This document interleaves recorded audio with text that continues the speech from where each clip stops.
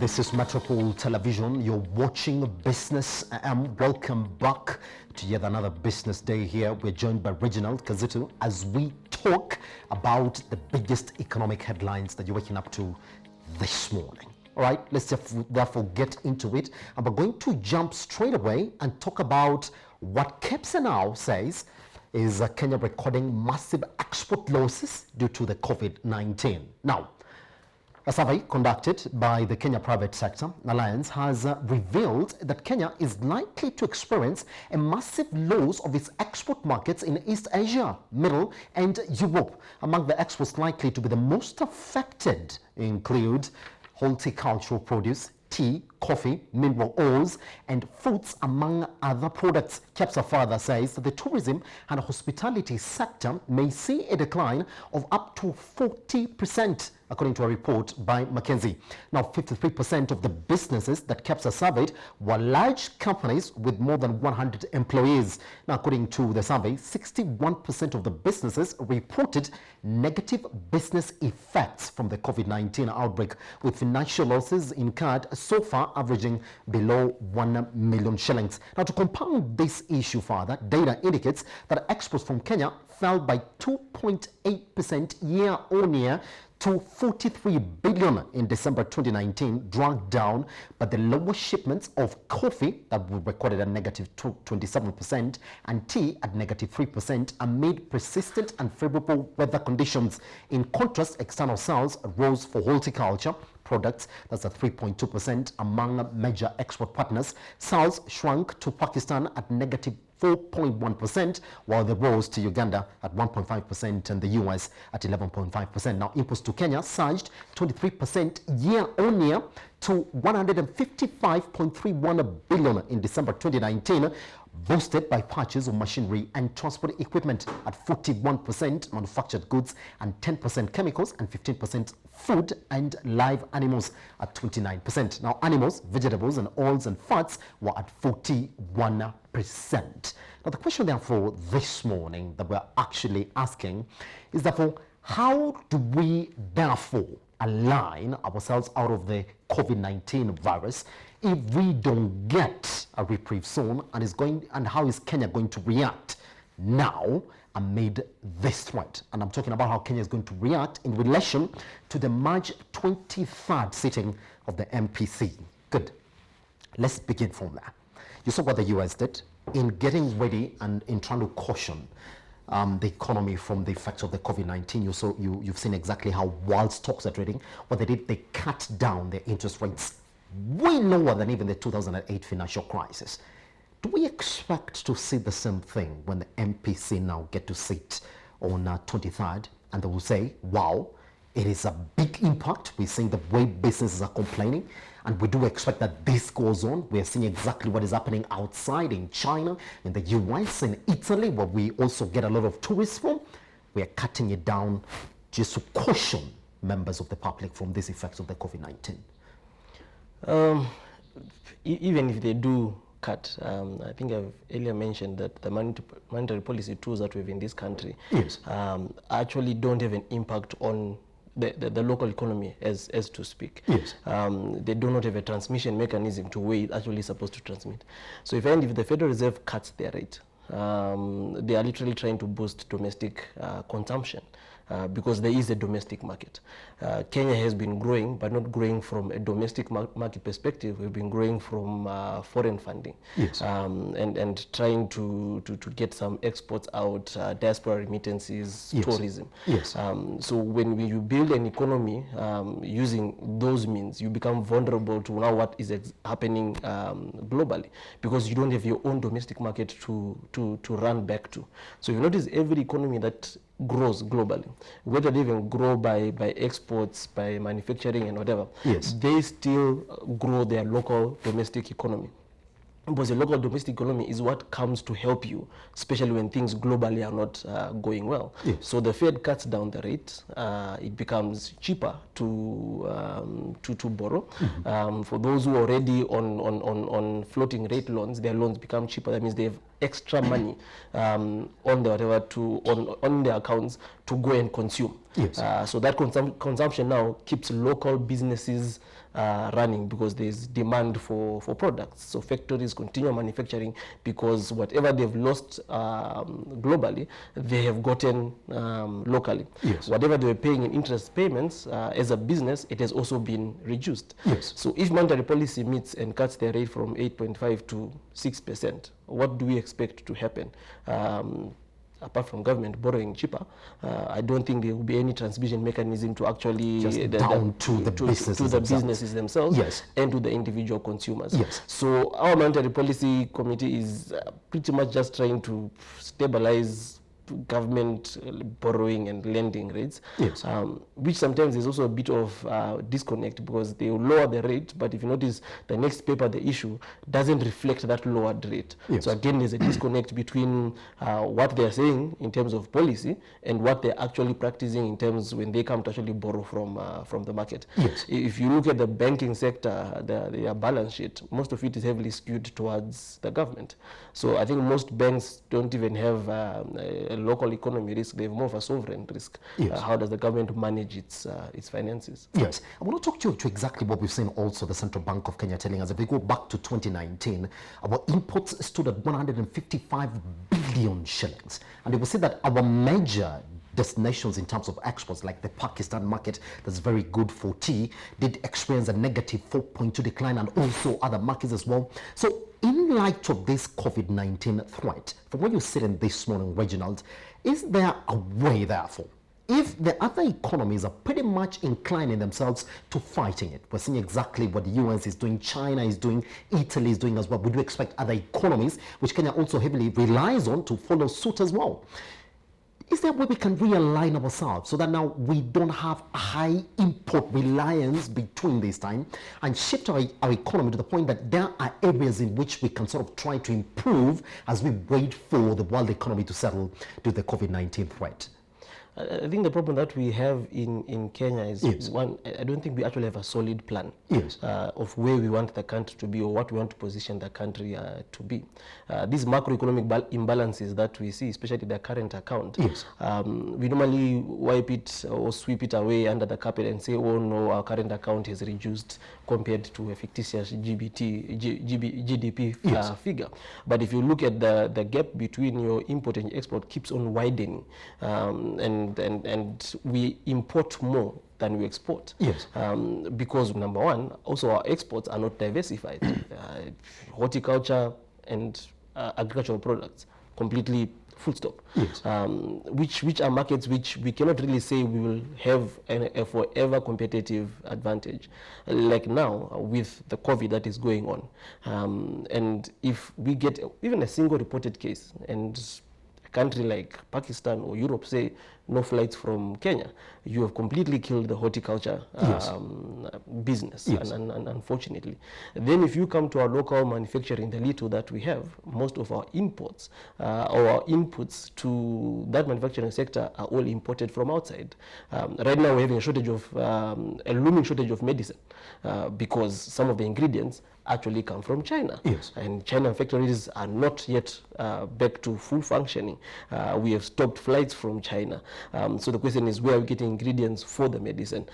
So I think at a national level, the discussion that needs to start happening is, where do we want Kenya to be? And what do we want Kenya to be good at? yes, And we start investing in it. We have been jumping from this to that manufacturing. I heard the president yesterday saying that, oh, the first Mahindra car was, yes, yes, how does that benefit the general economy? Yes, Mahindra is going to start assembling cars from here. For which market? What's their market in Africa for Mahindra cars? Is it cheaper to import cars from Kenya, or is it cheaper to get it directly from India? Yes. If you look at import costs, shipping costs, it's actually cheaper to get a 20-foot container from Dubai than to get it from Kenya.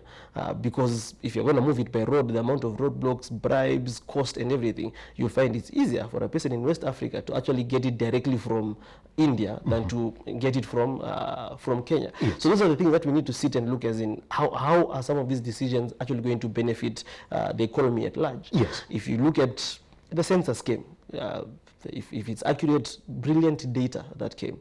But it brings out a lot about the structure of the Kenyan economy. If you go down to look at demographics, yes, we have 47 million people in the country, but of those 47, 30 million are in the rural areas, and the rest are in the urban areas. And for that population, again, close to 40% of it are still in school. And of that 40% who are still in school, majority of them are actually in primary school. Give you an example of Nairobi. Nairobi is supposed to have 4 million people. Of those 4 million, only 1.8 are working. The rest are either out of the labor force or unemployed or looking for work. So you have 4 million people, but only 1.8 million people who are working. And those 1.8 million people, majority are in the informal sector. So when we think of policy as a monetary policy sits, are they having these statistics of the demographics, of the amount of people who are working? It is shocking that if you look at the number of people that left school without completing and the amount of people that never have seen school, that percentage is around 32-34% of the complete population. So as you sit and make policy, do you have the structure of your demographics, the structure of your economy in place, the legislation, the institutions, to know that if we pronounce that we are reducing interest rates, do we have the institutions? Do we have the legislation? What is the demographic structure that this will actually filter through and achieve the attendant results? Or are we just doing academic work to sound all brilliant and genius? Yes, but I want to point you out to exactly what we're seeing around this area as well. Now, more than ever, we know that we have the Africa Free Continental Trade Area that is supposed to come into effect in 2021 onwards. Does it bother you, therefore, that we've not really seen so much activity now of African countries trying to realign themselves pretty much and see how they can help themselves come up as a trade bloc? It's now. I mean, we're still getting other African presidents pretty much relying on the West and East as well. We're going for much loans as well. And I want you to answer this from this perspective as well. We did see towards the end of February, the Kenyan shilling was really doing well against the US dollar. Right now, everybody kept on saying, no, we have nothing to support here locally where the Kenyan shilling is performing good against the US dollar. It's going to fall. We did see at the start of March again, it went down again. It's now that it's starting to stabilize, but you expect it to get weaker now, since it's pretty much, if you look at our exports versus the imports we're actually making, they're going to get affected more because of the COVID-19 threat now. I mean, if you look at places like the tourism industry, tourism sector, which we expect to be affected by 40%. That's what kept saying, that we expect it to get deeper and deeper. The hospitality sector is one of those. We also get to get a bigger impact. Is it now that African presidents need to realize that COVID-19 should be a wake-up call? It's now for us to go and see exactly how we can come up with a trade bloc as African countries themselves, so that now some of these cases now can actually come as a second effect towards, as opposed to affecting it firsthand. I mean, when you think about the effects of COVID-19, you would have not actually expected that we could be talking about its effects right 2 months into the time when it started getting serious. Is it now that they need to wake up and realize it is Africa Free Continental Trade Area that's going to help us come out of effects like this? What that we have is we don't have visionary governments or visionary leaders, so to speak. I don't even think we need COVID to make us wake up. As African governments, which the Honorable Raila should be championing, is how do we remove the barriers of trade? Because the barriers of trade, apart from legislation, has been infrastructure. The cost of moving from one African country to another African country is more expensive than moving to the West. So you'll find as Africa, we export our raw materials, then another African country is importing a finished good from somewhere. I've said it before, if I was Kenya, is to sit and analyze, what does Uganda, what does Rwanda, what does Burundi import the most from the West? So if you, for example, let me use ball bearings. So if you think it's ball bearings that they import the most, why not then now set up an export processing zone that actually just does ball bearings that go to Uganda? That's a ready market. You're going to give it to them cheaper. you're going to give it to them faster. Yes. And they can have a say in the quality and type of ball bearings that they actually want.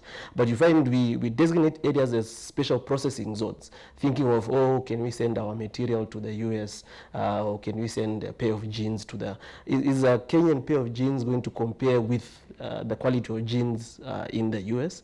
Or if Uganda imports a lot of clothing materials, why not then set up an export processing zone to make sure that we supply Uganda with those clothing materials? Yes. Then as a government, you sit and say, okay, so what are the barriers that will stop us from giving Uganda their ball bearings at a cheaper cost than where they are getting them from India or from Germany? If it's electricity, then we figure out how do we make sure that this economic zone has the cheapest electricity possible. If it is skilled labor, in the next 5 years, how do we make sure that we graduate people that have the skills in engineering? So again, if you look at the census report and if you look at the skills that are there, I think close to 770-something thousand people have skills in commerce, then followed by education. Yes. Then I think 300-something thousand have some sort of engineering. So if you look at the skill structure in the country, then you look at some of the policies we're trying to do as a government, you're thinking, but we have a skill gap. So automatically you now have a high cost because you create an industry that has only maybe 20,000 people in the whole country. What is that going to do to that industry? You're going to have a shortage of labor. Once you have a shortage of labor, the cost of labor goes up. Then automatically you become uncompetitive. Yes. So as African leaders, Africa Free Trade is a brilliant platform to get them to start thinking of how do we remove those barriers that would make me not be able to trade with Togo or not be able to trade with South Africa or Zambia. What is making it cheaper for South Africa to get their things from somewhere else and not get them? So that's a conversation that they should actually be having. Yes. Because yes, 2021 will come, but as Rwanda will say, but it's cheaper for me to get this thing from China than to get from But would I go to South Africa, from probably, you for guys. example, Yes. isn't it? Yes. To touch on the currency, there is nothing that has been supporting the Kenya shilling for quite a while. And I think the reserves of the central bank are starting to dwindle. Yes. And I think the communication that they put out that they'll be buying, they have been buying already. But I'm sure the communication was there to justify when you start seeing the rate coming down because they cannot support it, the exchange rate coming down, people will say, no, it's because they're buying dollars. But they have been buying dollars. They were buying dollars last year. When you have a huge current account deficit, even the financial account where we look at the inflows of foreign currency into the country is also not positive. It's actually also negative. So you actually have a double. Then you have a budget deficit which is also a negative. So you have twin deficits. You have macroeconomic imbalances which point at not as shilling at the level that it currently is. What does it tell you with the way they planned the purchase of the dollars this time round? They've spread it for a couple of months, for the next 4 months now. What does it tell you? What are they trying to get at? They've not just gone back and bought just a certain value and just went off the market. They're now in the market to actually purchase it for the next 4 months. What does it tell you, therefore? If you notice, in the next 4 months is the next interest payment for the Eurobond loans. Yes. So they need to have the money to be able to pay for that. Yes. The question is the balance sheet of the central bank or our reserves in the central bank are normally in foreign currency. Yes. So when they go out to buy dollars, we're asking where are they getting those shillings to buy those dollars with? Are they digitally printing money? Because they don't have to print the paper. They just credit your account, get the dollars. Yes. Then we go around, the same guys pick the dollars using a 20 and a 25-year paper, which is a smart move. So create liquidity, mop it up for the government, which is currently broke. They have nothing to pay their bills with, and they actually have to borrow locally. Yes. So I think it's just a lack of a plan, national plan that says this is Kenya, this is where we're going, this is where we're putting our energy. Yes. I just want us to leave that and look at this as well. I know you've been following this. Now, Reginald, according to law, we should have got a new Auditor General, now wait for it, way back in December 2019. But the controversy doesn't stop there. A lot of people applied. According to PSC, all of them qualified technically. The experience levels, yes. Certification, yes. And experience, yes.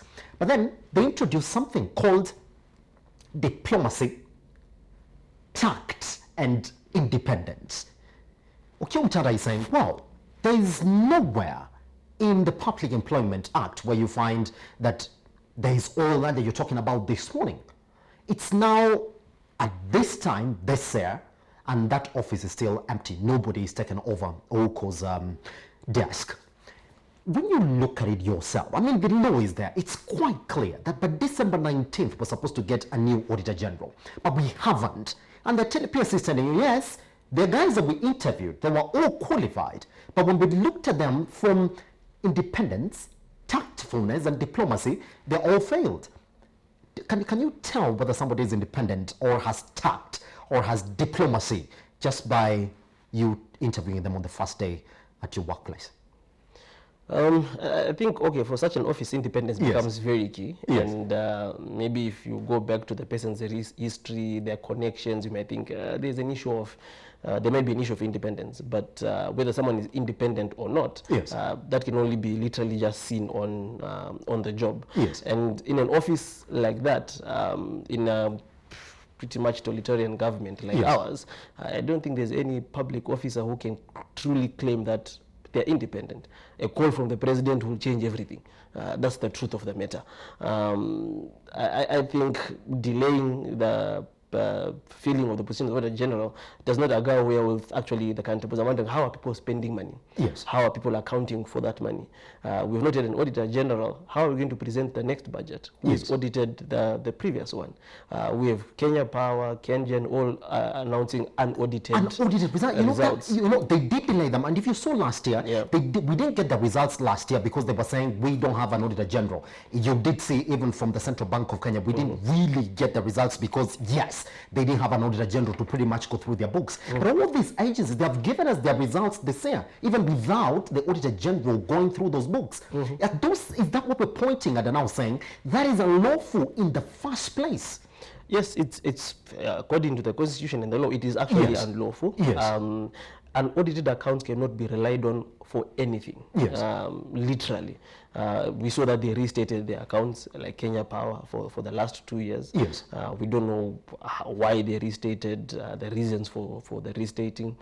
So with an unaudited account, is as good as saying that it's just draft, because when the audit comes, we can say, oh, now it has been audited, these are our true results. Yes. So they can come back and say, oh, we had a 14 billion loss. Pretty much. And there's nothing you can do. Yes. So it makes it difficult even for the guys who want to lend to these institutions, because I'm thinking, oh, but you don't have audited accounts. I don't know whether you have cooked your books or not. But if you're looking at the Auditor General's last few years in term, he brought up a lot of misappropriation of funds. Especially from the county governments as well, isn't it? Yeah, from the county governments. Yes. And even some of the government dealings and all. And I think the more you delay it, the more, especially in this case, I don't think right now they want to be really audited. They're in a hard place where they need to make decisions, move money from here and there without anyone making noise about it. You say that that's a tact, isn't it? Yes. It now looks more like a tact. Yeah. Because if you look at independence, diplomacy, and tact, you can't get that because it's not even included in the Employment Act. Yes.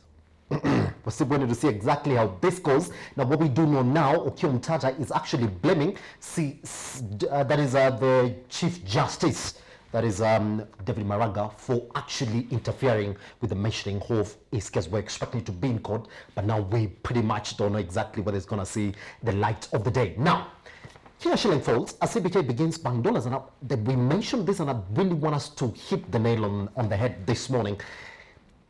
And you've said that, yes, we didn't have anything pointing out to why our shilling was gaining against the US dollar. We did see exactly March, it went up. Sorry, in February, it was really strong. In March, it started dwindling. Now the CBK went back to the market, bought back the dollars, and we see it strengthening day by day. But with what we're seeing right now with the COVID-19 threat, do you think it's going to overrule what the CBK is doing? That now, more than ever, you expect it to be weaker and weaker? Because from what we're saying, even our imports and exports are going to get affected. Business here locally is going to get affected. Already we're seeing 58.64 billion in terms of trade deficit that we've seen since the start of January this year, all the way to February end. Do we expect it to get weaker?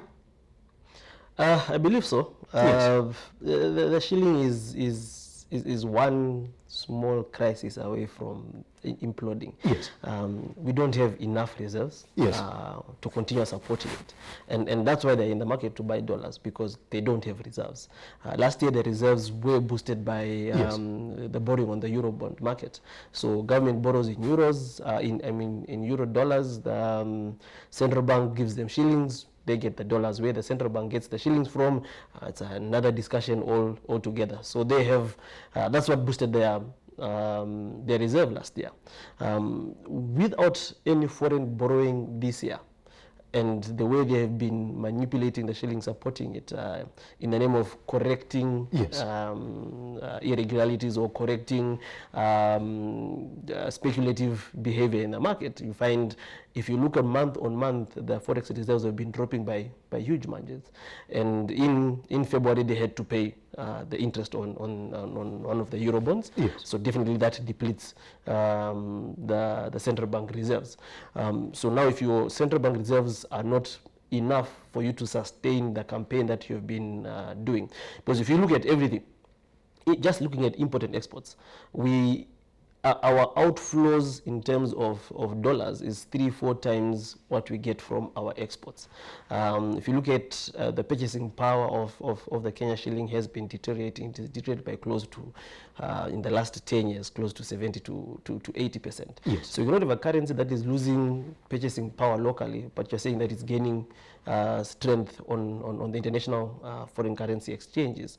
So I personally believe the shilling still has a whole close to 115, 117 to 120.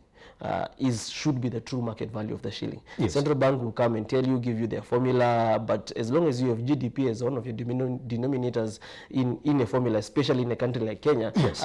It already removes credibility, because you can just play around with the GDP figure the way that they've normally done, yes, to justify whatever they want to do. Yes. But every other indicator in terms of what makes a currency gain strength, demand and supply, yes, there is more demand for the dollar than for the shilling. Yeah. And with the central bank coming in now to buy also every month, that's just increasing demand for the dollar. And what happens when you increase demand for the dollar, its value also just goes up. So if we start seeing it trending back to 199 and they are openly now buying, they have been buying, yes, but they're openly now buying, then it just goes to show the fact that we have been mentioning all along, that the Kenya shilling is not a free float currency, it's a managed, yes, float. Yes. They actually literally manage it. And there's nothing wrong about it by saying that we manage the currency, because if you want export competitiveness, you need to be able to control your currency. But I think we've controlled it in the other direction, which does not give us export competitiveness. And that's why we're losing market share even globally, because our shilling is a bit stronger than what it's supposed to be, and making other people's exports or products cheaper than the Kenyan ones. But if you look at our current debt structure, where close to 50% of our debt is denominated in foreign currency, yes, then you realize why it becomes policy to make sure that that shilling does not move way above 100. Because if it moves from 100 to 105, your debt repayment, your local currency pressure on your debt also just skyrockets. Yes. So the government is between a rock and hard place. Do, yes, I ensure that we have export competitiveness, or do I literally save the government from defaulting? Yes. So keeping the shilling where it is literally just making sure that the debt remains manageable, as long as currently it's already unmanageable, the debt that we have. You don't want another stress of the shilling putting pressure on a broke exchequer. Pretty much. And so you say the sweet value is below 105, isn't it? Actually, sweet value is at 100. So that's why they've kept, yes, it at 100. Yes. Anything as it continues going up, then we literally go.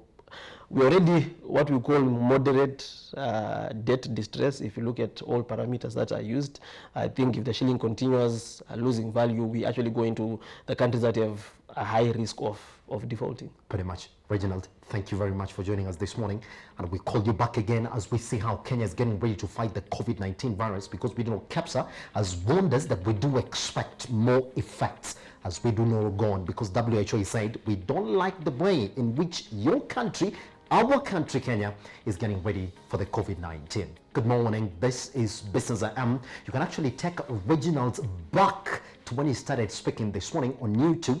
At YouTube, that is at Metropole TVKE. On Twitter, that is at Metropole TVKE. And on Facebook as well, we are live. Talk to us. Hashtag Business AM at Metropole TVKE is our Twitter handle. I am at Charles_Kiage. We take a short break, but once we come back, therefore, we're talking about how SACCOs can be leveraged by farmers to bring themselves up after the break. My name is Simba Elijah Charles Kiage.